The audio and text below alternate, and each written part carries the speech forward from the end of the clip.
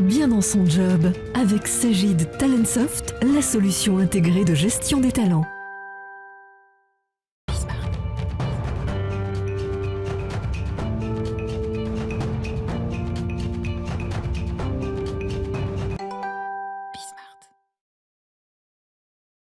Bien dans son job, on va parler aujourd'hui d'un concept qui d'ailleurs n'est pas un concept, on va le découvrir dans quelques instants, des entreprises impactantes. Sylvie Borias, merci d'être avec nous. Alors, vice-présidente d'Entreprises et Progrès, vous nous le direz, mais vous avez mené quand même depuis presque un an pendant le Covid des sessions en visio sur des thématiques, vous avez creusé un certain nombre de sujets et puis vous êtes responsable communication et RSE, c'est très important, du groupe Bell avec ce livre, ce livret, parce que vous l'avez baptisé le livret, l'impact en acte de l'intention à l'action, avec 10 axes structurants qui structurent cette pensée et qui, on va en parler d'ailleurs, qui fait basculer l'entreprise. C'est ce que dit d'ailleurs un de vos responsables chez Bell, puisque vous avez un nombre d'intervenants assez impressionnant, Schneider, Orange, Bell et quelques autres.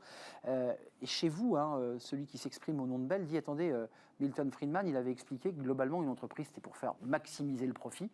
Il dit, non, aujourd'hui c'est pas ça une entreprise. Est-ce que c'est un peu ça qui guide vos pas aujourd'hui au sein d'Entreprises et Progrès? Est-ce que c'est un peu ça la philosophie pour y voir clair? Alors, tout à fait. D'abord, merci de votre invitation pour partager effectivement sur ce sujet d'importance et qui nous tient à cœur chez Entreprises et Progrès. Alors, pour bien comprendre le sujet, peut-être revenir à ce qu'est Entreprises et Progrès et ses origines. Donc, nous sommes un think tank qui réunit aujourd'hui plus de 100 entreprises de toute taille. Et notre origine trouve ses racines il y a plus de 50 ans déjà, avec notamment un de nos pères fondateurs, Antoine Riboud, groupe Danone, qui avait prononcé ce fameux discours de Marseille en 1972, vision déjà pionnière à l'époque, qui disait finalement une entreprise se doit d'avoir un double projet, certes économique, mais aussi social.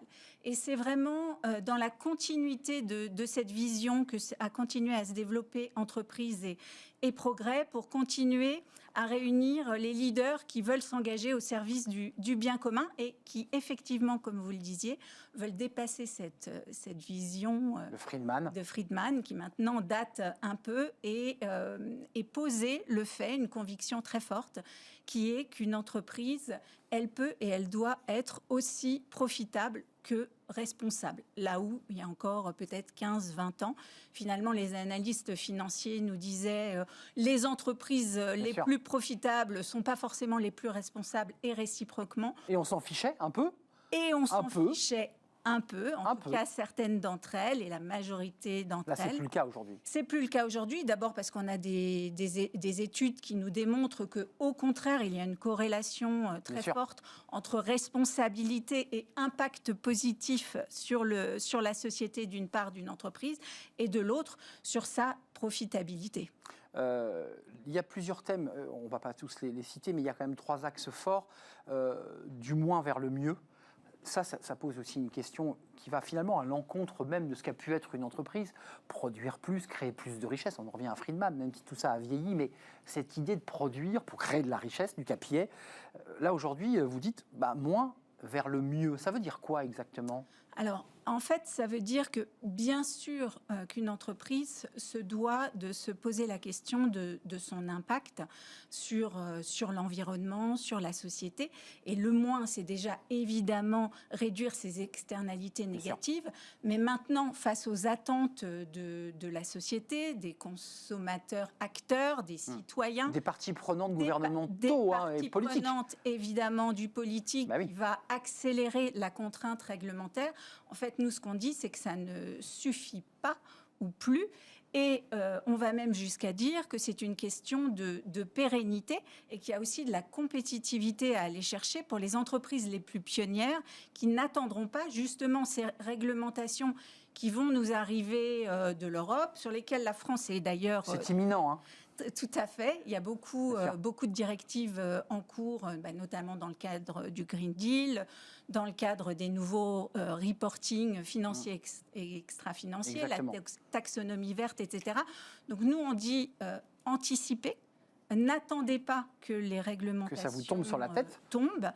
Et posez-vous la question de finalement quel est le rôle que peut et doit jouer votre entreprise pour une contribution positive à la société, à la planète et aux vivants. Et là, on retrouve le concept de raison d'être tel qu'il a été défini par la loi Pacte, qui pour nous est vraiment le point de départ de ces réflexions sur l'impact positif. Ouais, qui est la structure, qui est la colonne vertébrale, je dirais, éthique, au-delà justement des simples enjeux financiers et des résultats financiers. Exactement. Il y a un élément du contributeur, d'ailleurs, c'est le contributeur de chez Bell. Parmi tous les contributeurs que j'évoquais, c'est vraiment très intéressant de voir finalement les regards différents que portent, avec évidemment la même stratégie, mais des regards différents en fonction des entreprises. Chez vous, le représentant Bell explique que la planète peut se transformer grâce aux nouveaux investissements. C'est-à-dire que les investisseurs flécheront, élimineront finalement les mauvais élèves et diront, bah non, vous, je ne peux pas vous financer, mais vous, en revanche, vous répondez au cahier des charges et je vais le faire. Est-ce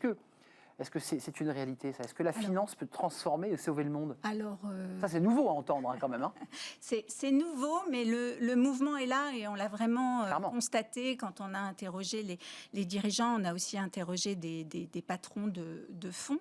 Et en fait, si on réfléchit, finalement, c'est assez logique, puisque la finance, qu'est-ce qu'elle cherche? Elle cherche à garantir la pérennité de son investissement. Et aujourd'hui, évidemment, par rapport aux bouleversements sociaux, sociétaux et à la crise environnementale et climatique, qu'est-ce qui va donner la pérennité d'une entreprise? Ce sera sa capacité à se projeter dans le temps long, à traiter ces sujets d'impact, encore une fois. Et vous citiez, je vous en remercie, Frédéric Médard, qui est chez Bell, notre Chief Impact Officer, puisqu'en fait, chez Bell, nous n'avons plus de DAF. Nous avons fait le choix, il y a déjà plus de 2 ans, de réunir au sein d'une même direction les DAF et la direction de la RSE pour un pilotage intégré d'une performance qui accorde autant d'importance aux critères financiers et extra-financiers. Vous avez vu, Elisabeth Borne, elle va s'appuyer sur 2 ministres, femmes en l'occurrence,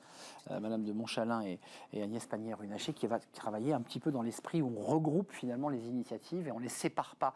Vous évoquez aussi, c'est très intéressant parce que cette question du sens, elle impacte vos recrutements, ça c'est une question évidemment pour les RH, et puis elle impacte l'engagement des collaborateurs, et vous dites transformer vos collaborateurs, vous vous adressez à votre réseau, puis à tous ceux qui n'y sont pas d'ailleurs, en activistes. Ça veut dire quoi ? Ça veut dire que chez Entreprise et Progrès, nous le constatons tous les jours, et je suis sûre que chez Smart Job, vous en avez déjà parlé, il y a vraiment cette quête de sens. Des nouvelles générations, mais pas que. Juste pour citer un chiffre, déjà avant même le Covid, nos fameux millennials étaient plus de 75% à déclarer que finalement pour eux, les engagements sociaux et environnementaux d'une entreprise étaient plus importants que les salaires. Donc, à l'heure où on commence à avoir sur certains métiers qualifiés une tension sur les recrutements, et on commence à rentrer dans une guerre des talents, c'est aussi un atout pour une entreprise que de pouvoir afficher vraiment et mesurer concrètement ces engagements sociaux et environnementaux et en faire des facteurs d'attractivité. Parenthèse conjoncturelle, mais qui risque de durer. J'ai peur quand même que les salaires remontent avec le débat sur le pouvoir d'achat, avec des collaborateurs qui, certes, mettent le sens très haut, mais je pense qu'à un moment donné, votre groupe, en tout cas, va être confronté à cette question aussi. Alors, ça, c'est une question, une question RSE aussi. Au-delà de l'impact. Après, la question de la juste rémunération, évidemment. En tout cas, nous, ce qu'on dit aux entreprises, à nos membres et au-delà, c'est que penser l'impact, c'est aussi organiser ce qu'on appelle un mouvement impactiviste. Et ça, c'est une création, c'est pas dans le DICO, ça. Alors, pas encore. Vous l'avez pas mis dans le DICO, ça viendra peut-être, ce serait pas mal. Impactiviste. Une belle reconnaissance. Activiste au service de l'impact, évidemment, et ça commence encore une fois par les collaborateurs. Nous, chez Bell, on a défini notre mission déjà il y a longtemps, qui est de s'engager pour une alimentation plus saine et responsable pour tous. Et quand on fait des études d'engagement en interne, sur l'ensemble de nos 12 000 collaborateurs dans le monde, on voit que c'est un facteur d'engagement énorme. Et les Et collaborateurs... qu'ils y croient, c'est important, parce Alors, que non, mais ils y c'est croient. fondamental, ça. Alors, ils y croient, parce que... Non, mais ils sont engagés dans cette démarche. Tout à fait, parce qu'il se trouve qu'ils Eh voient oui. que dans leur job de tous les jours, Essentiel. on met en œuvre justement ce double projet et qu'on a certes défini des engagements, mais surtout qu'on les orchestre et on les met en œuvre. Donc vous avez raison. Entre mots et réalité, il y a... Voilà. Et c'est bien tout l'enjeu aussi, là où on essaye de guider les dirigeants dans ce guide. Encore une fois, c'est passer de l'intention à l'action. Évidemment, au cœur de tout ça, il y a la sincérité et la mesure de ce qui se passe concrètement Essentiel. en termes de plan de progrès. Avant de nous quitter, Sylvie Borias, à qui vous le destinez Parce que là, je le redis, le gouvernement vient d'être nommé, on parle déjà des premiers projets de loi pouvoir d'achat, et déjà en septembre, des réflexions sur les transitions. Enfin, j'imagine que vous allez l'envoyer à Elisabeth Borne, j'imagine. On se fait le plaisir de lui adresser.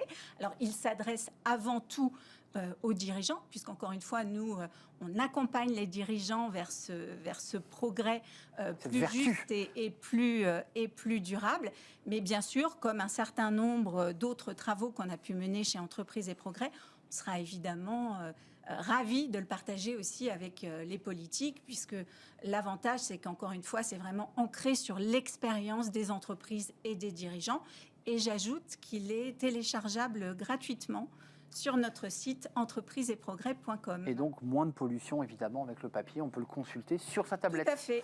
Vers une entreprise à impact, avec un apostrophe, comme on l'a vu. Merci, Sylvie Borias, vice-présidente d'Entreprises et Progrès, avec beaucoup de contributeurs, qui sont d'ailleurs pas tous des membres d'Entreprises et Progrès, il faut le préciser, avec des députés européens écologistes. Enfin, la parole est très, très large. Et puis, vous êtes la responsable, la directrice communication RSE corporate au sein du groupe Bell. C'est un vrai plaisir de vous accueillir. Merci à très bientôt. La suite de nos programmes, ce sont les entreprises qui s'engagent pour l'emploi, pour les jeunes évidemment, avec notre partenaire Un Jeune, une solution. Et on accueille une agence de communication qui s'engage, vous allez le voir, pour l'emploi.